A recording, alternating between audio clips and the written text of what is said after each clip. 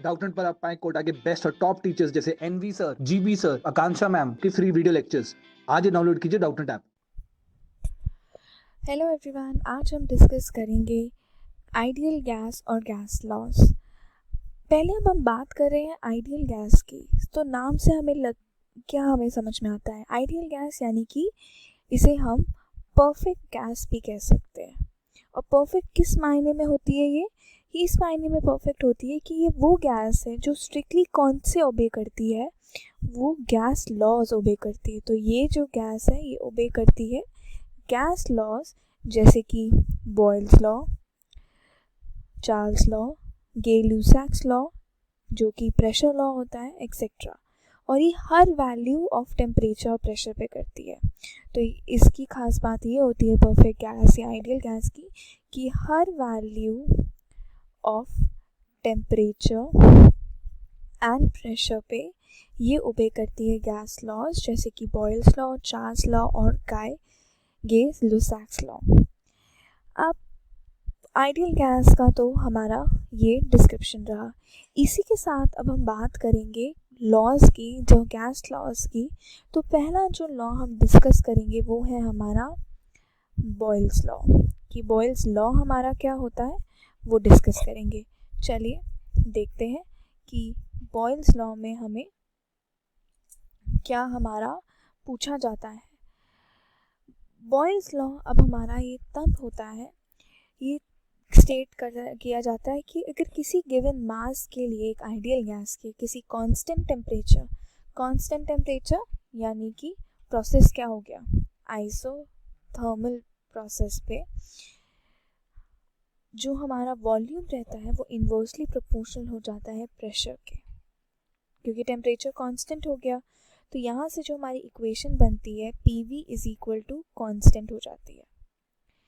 अब PV is equal to constant का मतलब यानी कि P1 V1 is equal to P2 V2 is equal to so on हमारा सीरीज बन जाता है। अब कुछ ग्राफ से हम अंडरस्टैंड करते हैं कि हमारा जो ये बॉयल्स लॉ जो है ये कैसे हमारा बनता है। जैसे कि अब हमारा ये हो गया प्रेशर, ठीक है, ये हो गया हमारा वॉल्यूम। अगर हम ग्राफ ड्रॉ कर रहे हैं प्रेशर वर्सेस वॉल्यूम, तो ये जो हमारा डिकेइंग कर्व होता है इस तरीके से शो करता है हमारा बॉयल्स लॉ।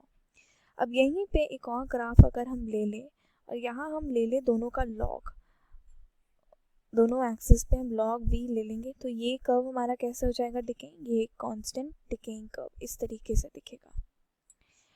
और भी ग्राफ्स हैं जो हमारे इसके इम्पॉर्टेंट होते हैं, जैसे कि अगर हमें एग्ज़ाम में पूछा जा सकता है। सबसे इम्पॉर्टेंट ग्राफ्स की बात ये है कि इस टॉपिक से हमारे ग्राफिकल क्वेश्चंस ही ज़्यादातर रेस किए जाते हैं।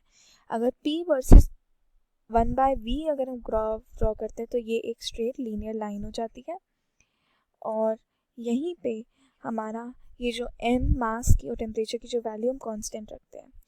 अगर हम फॉर एग्जांपल अब यही PV बना दें, एक एक्सिस पे ले ले वैल्यू और दूसरी एक्सिस पे 1/v, तो ये 1/v हो या P हो या वॉल्यूम हो, तो ये हमारा कर्व कैसे लगता है, ये ऐसा कांस्टेंट कर्व हो जाता है।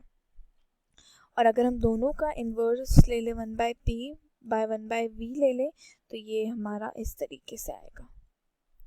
तो ये हमारा बॉयल्स लॉ कहलाया जाता है जब equation PV is equal to constant हो जाती है, यानी कि टेम्परेचर हम रखते हैं कॉन्स्टेंट, एक आइसोथर्मल प्रोसेस होता है given mass of ideal gas के लिए।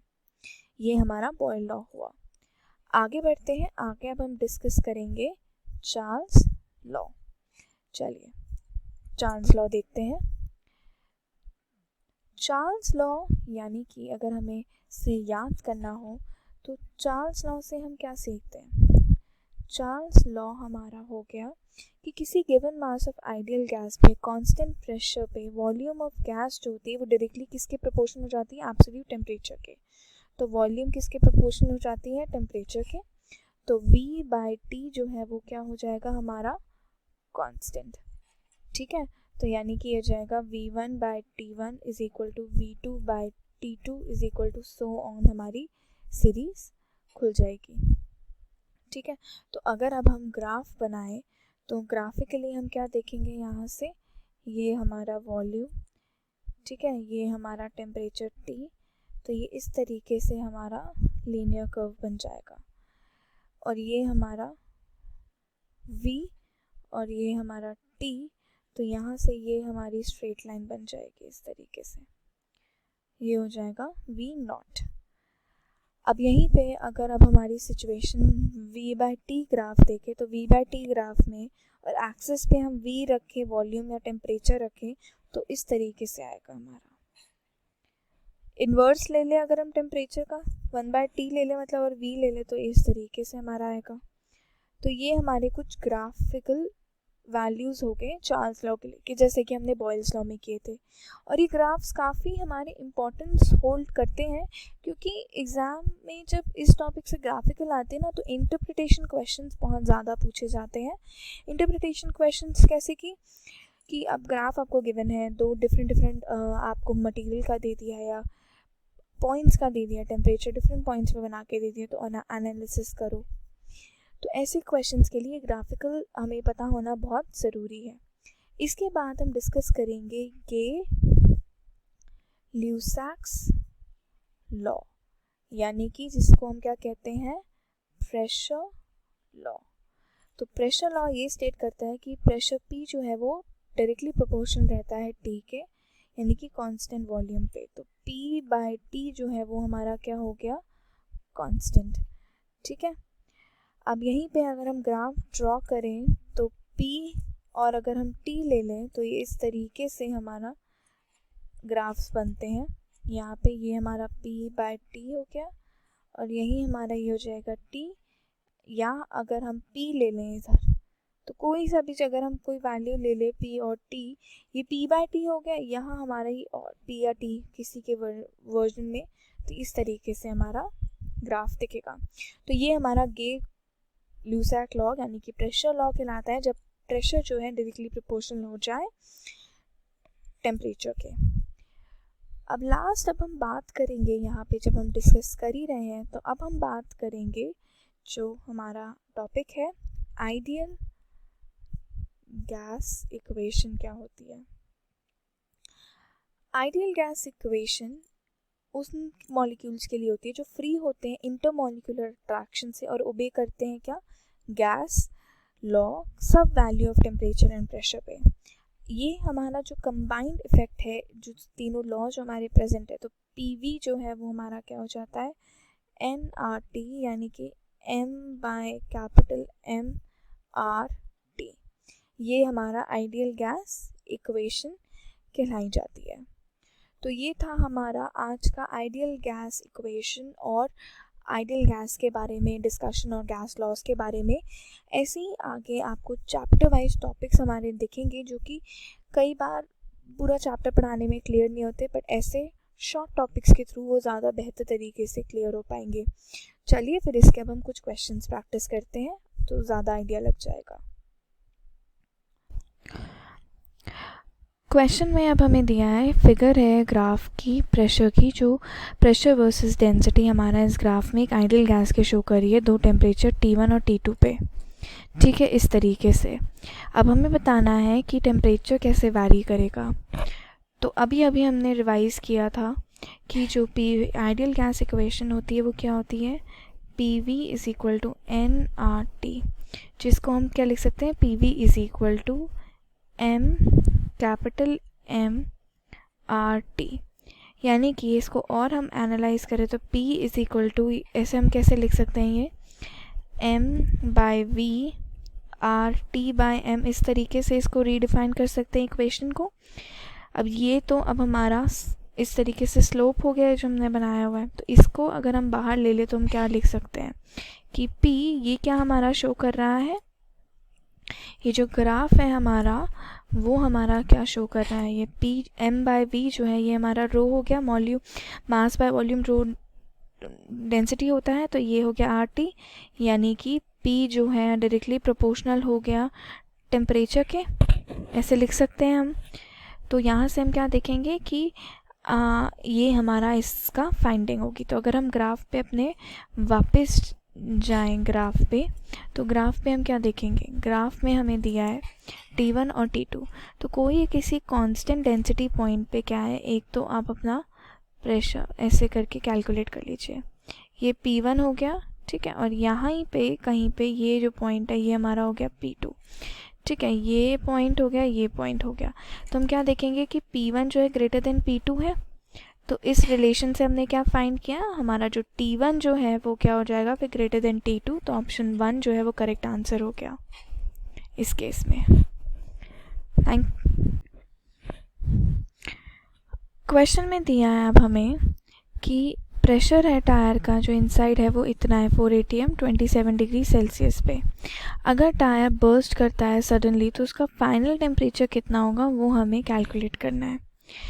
अब ये एक तरीका एक एडियाबैटिक प्रोसेस हो गया क्योंकि हीट चेंज जो है वो हमारा क्या है, ज़ीरो रह रहा है, ठीक है। तो जैसे कि अब हम एनालाइज करें इस क्वेश्चन में हमें दिया है सडनली। सडनली का मतलब है कि बर्स्ट एकदम से सडनली हो जाता है, यानी कि जो Q है वो क्या है, ज़ीरो, यानी कि हीट कितना हो रहा है वो ज़ीरो हो रहा है। तो ये प्रोसेस कैसा हो गया, एडियाबैटिक प्रोसेस हो गया, ठीक है।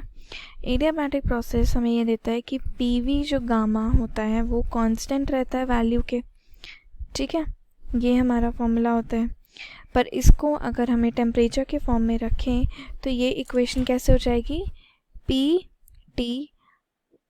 P1 minus gamma T gamma is equal to constant. ये दो इक्वेशन एडियाबैटिक के लिए हमारी रहती है वैलिड, एक वॉल्यूम के टर्म में और प्रेशर के टर्म में और एक प्रेशर और टेम्परेचर के टर्म में।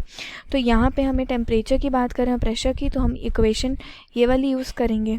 तो हम क्या लिख सकते हैं, P1 1 minus gamma T1 gamma is equal to P2 1 minus gamma T2 gamma. तो T2 कितना हो जाएगा, ये हो जाएगा T1, ये हो जाएगा P1 P2, ठीक है, ये यहाँ पे इधर आ जाएगा और ये दोनों raise to the power 1 minus gamma हो जाएंगे, ठीक है। ये हमारी इक्वेशन बन जाएगी। अब T1 27 डिग्री सेल्सियस है तो इसको हम केल्विन में चेंज करके 300 लिख सकते हैं, 273 डिग्री ऐड करके। प्रेशर पहले का P1 हमें 4 atm दिया है फाइनल टेम्परेचर, ठीक है। P2 1 माइनस गामा, क्योंकि वो एकदम से बर्स्ट सडनली हो रहा है तो ये एडियाबैटिक प्रोसेस हो रहा है, प्रेशर इनसाइड। तो यहाँ से हम क्या लिखेंगे कि फाइनल जो हमारी T2 की जो वैल्यू है वो कितनी हो जाएगी, 304/1, ठीक है। ये हो जाएगा raise to the power gamma किसका हमें चाहिए इस केस में, गामा हमारा कितना है, क्योंकि 7/2 के फॉर्म में, तो 7/2 ही हम लिखें तो कितना हो जाएगा, ये गामा हमारा डिफाइंड होगा। तो ये हो जाएगा हमारा, अब P2 कितना हो जाएगा, 1 हो जाएगा, क्योंकि बर्स्ट होके वो एयर में, तो एयर का प्रेशर कितना रहता है 1, तो 1 atm हो जाएगा। तो ये कितना हो जाएगा 1 माइनस गामा, हम कितना लेंगे, अब गामा हमारा हो जाएगा यहाँ पे, गामा की वैल्यू कितनी होती है 1 माइनस 7, ये हमारा 1 के बराबर 1 माइनस 7/5 हो जाएगा। तो गामा हमारा कितना आ जाएगा 7/5 गामा होगा इस केस के लिए। तो यहाँ से जब हम वैल्यू डालेंगे तो T2 जब हमारा सारी कैलकुलेशन के बाद जो आएगा वो कितना हो जाएगा, वो हमारी वैल्यू आ जाएगी फाइनल इसकी D, यानी कि अगर हम देखें 300, ये हो जाएगा 4 की पावर -2/7, ये हो जाएगा हमारा इसका आंसर। तो अगर हम अपने ऑप्शंस देखें तो ऑप्शन डी जो है वो करेक्ट आंसर हो जाएगा। क्वेश्चन देखिए, एक VT डायग्राम दिया है और हमें बताना है प्रेशर के बारे में ये क्या स्टेटमेंट देता है। एग्ज़ाम में आया हुआ ये क्वेश्चन है। अब आप देखिए, मैंने आपको बताया था कि ग्राफिकल क्वेश्चन सबसे ज़्यादा इससे पूछे जाते हैं। तो ग्राफ है टेम्परेचर वर्सेस वॉल्यूम का हमें गिवन है और ये इस तरीके से। तो VT ग्राफ एक तरीके का स्ट्रेट लाइन दिया है, ये जो AB है हमारा पॉजिटिव स्लोप है। तो इक्वेशन लिख सकते हैं हम मैथमेटिकल इक्वेशन की फॉर्म में, V हमारा कुछ A times temperature plus B कोई कांस्टेंट है जो ये है हमारा। और स्टैंडर्ड गैस इक्वेशन क्या होती है, PV is equal to nRT, जिसको हम क्या लिख सकते हैं कि P is equal to nRT/V, ठीक है।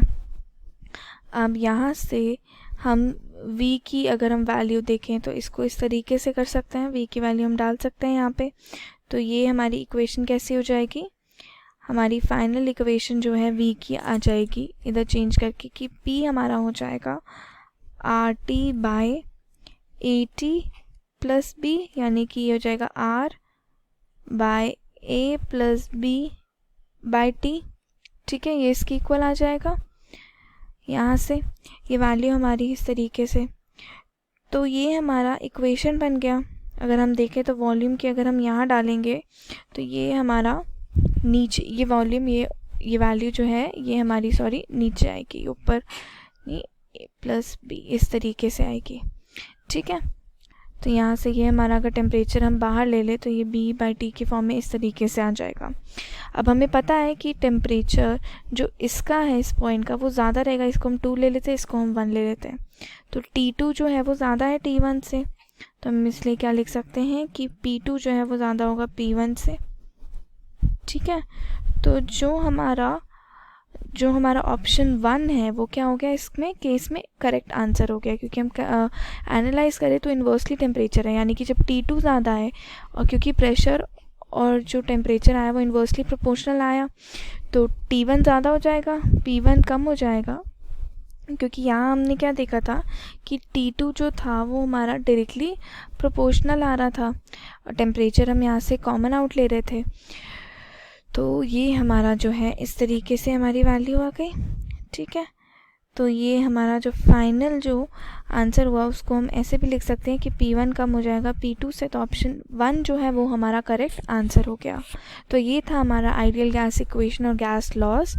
आगे की वीडियोस देखने के लिए प्लीज़ हमारे चैनल को फॉलो करिए and keep liking the channel. Thank you. Class 6 से 12 से लेके नीट, IIT, JEE मेंस और एडवांस के लेवल तक 10 मिलियन से ज़्यादा स्टूडेंट्स का भरोसा। आज ही डाउनलोड करें डाउटनेट ऐप या व्हाट्सएप कीजिए अपने डाउट्स 8400 400 400 पर।